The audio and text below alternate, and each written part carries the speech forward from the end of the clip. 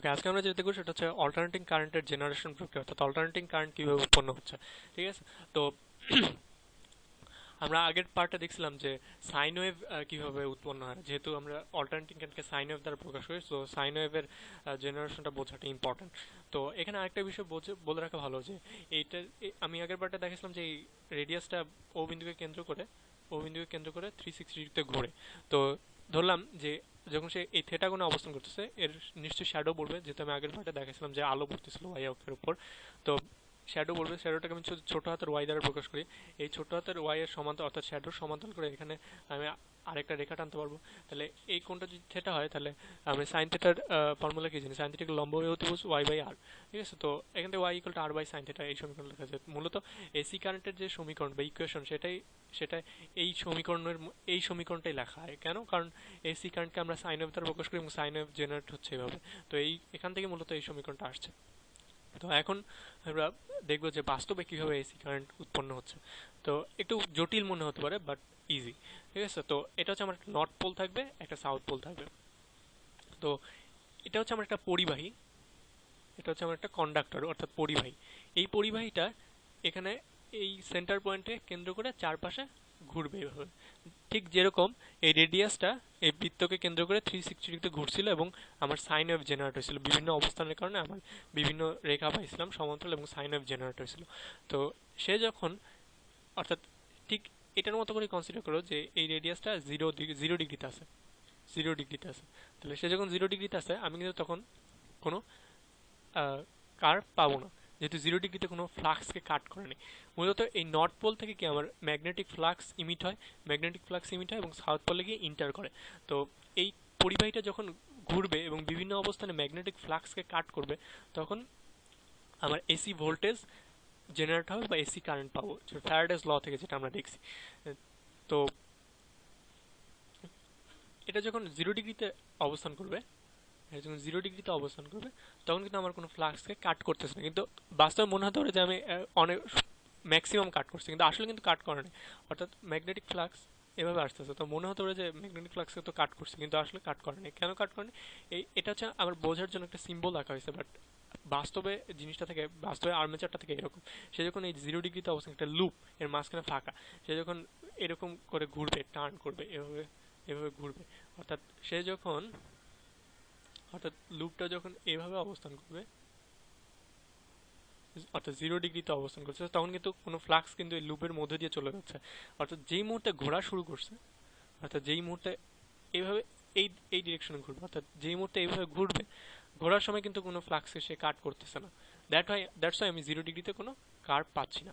সে যখন 30, অর্থাৎ একটু অ্যাঙ্গেলে আসবে, যখন একটা অ্যাঙ্গেলে আসবে, এটা যদি আমার নর্থ পোল হয় এবং এটা যদি আমার সাউথ পোল হয়, আর এই আমার ফ্লাক্স যাচ্ছে নর্থ পোল থেকে সাউথ পোলে ইমিট হচ্ছে, এবং নর্থ পোল থেকে সাউথ পোলে ইমিট হচ্ছে, এবং 0 ডিগ্রিতে 30 ডিগ্রিতে ধরলাম যে এটা আগে 0 ডিগ্রিতে ছিল, এখন 30 ডিগ্রিতে আসছে। তাহলে 30 ডিগ্রিতে আসলে সামান্য একটু কাট করবে, তাহলে 30 ডিগ্রি পর্যন্ত আমি একটু কার্ভ পাবো। ঠিক আছে, তো সে যখন আবার 60 ডিগ্রিতে আসবে, ধরলাম যে 60 ডিগ্রিতে আসলো, তাহলে আরেকটু বেশি কাট করবে, তাহলে আরেকটু বেশি কাট করলে 60 ডিগ্রিতে এ পর্যন্ত আমার কার্ভটা বেড়ে যাবে।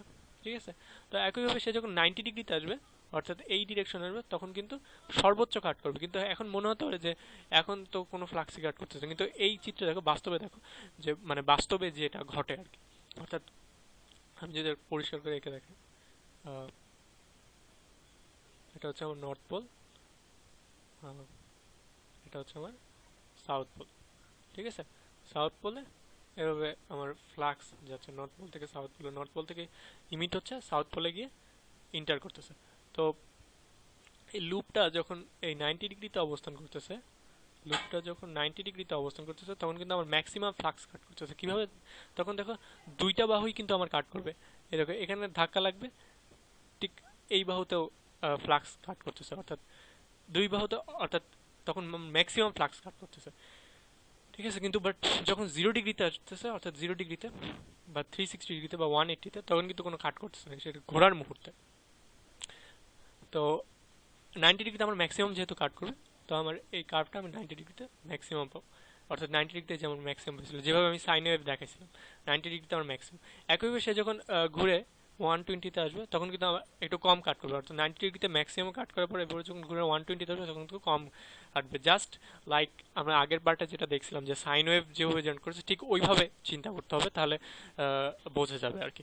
তো 120 তার একটু কম কাট করবে, তাহলে 90 ডিগ্রিতে যাওয়ার পরে 120-তে আরও কম কাট করবে, ঠিক আছে, 120-তে আরও কমে যাবে।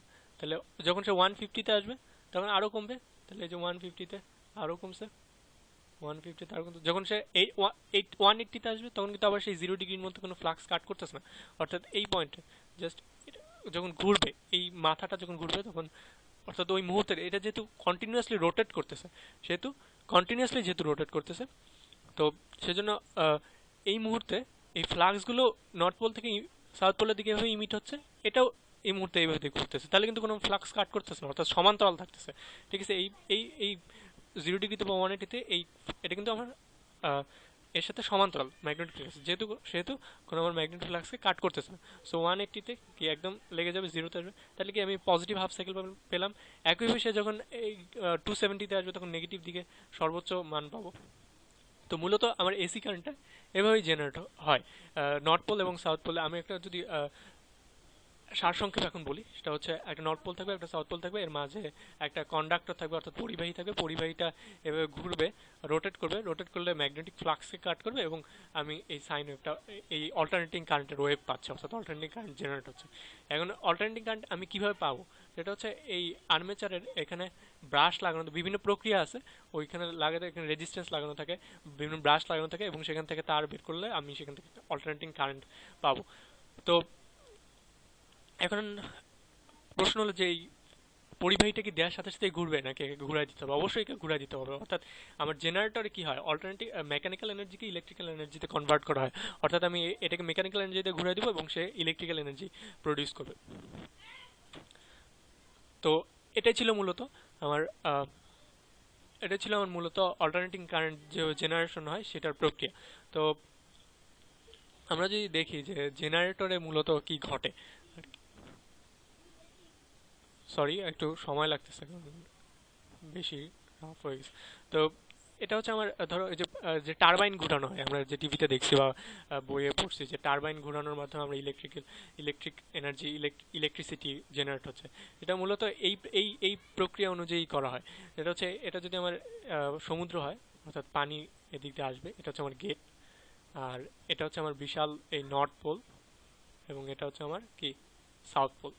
এই যে এখানে এই পরিবাহীটা থাকবে এভাবে, এবং নর্থ পোল থেকে সাউথ পোলের দিকে আমার ফ্লাক্স যাবে, ঠিক আছে। এই যে আমার এটা পরিবাহী, পরিবাহী কন্ডাক্টর। এই যে পানির এখানে গেট আছে একটা, এই গেটকে কন্ট্রোল করে আমার পানির প্রবাহ নিয়ন্ত্রণ করা হয়। তাহলে যখন এই গেট খুলে দেওয়া হয় তখন এই পানি এদিক দিয়ে চলে আসে, পানির প্রবল স্রোত এসে এই পরিবাহীটাকে ঘুরায় দেয়, অর্থাৎ মেকানিক্যাল এনার্জি ইলেকট্রিক্যাল এনার্জিতে কনভার্ট হচ্ছে, এই পরিবাহীটাকে ঘুরাই দিবে। অর্থাৎ ঘুরাই দিলে তখন কি এই প্রসেস অনুযায়ী এখানেও ম্যাগনেটিক ফ্লাক্সকে সে কাট করবে এবং আমি এখান থেকে ইলেকট্রিক্যাল এনার্জি পাবো। এভাবে বিভিন্ন পাওয়ার স্টেশন বলা হচ্ছে এটাকে, এখানে বিভিন্ন টাওয়ারের মাধ্যমে তার লাগানো থাকলে আমি সেখান থেকে ইলেকট্রিক অল্টারনেটিং ভোল্টেজ জেনারেট হচ্ছে, সেখান থেকে আমি অল্টারনেটিং কারেন্ট পাচ্ছি, সেই কারেন্টটা আমি পরে বাসা বাড়িতে সাপ্লাই করা হচ্ছে। তো মূলত এটাই ছিল অল্টারনেটিং কারেন্ট জেনারেট হওয়ার অল্টারনেটিং কারেন্ট জেনারেশনের প্রক্রিয়া।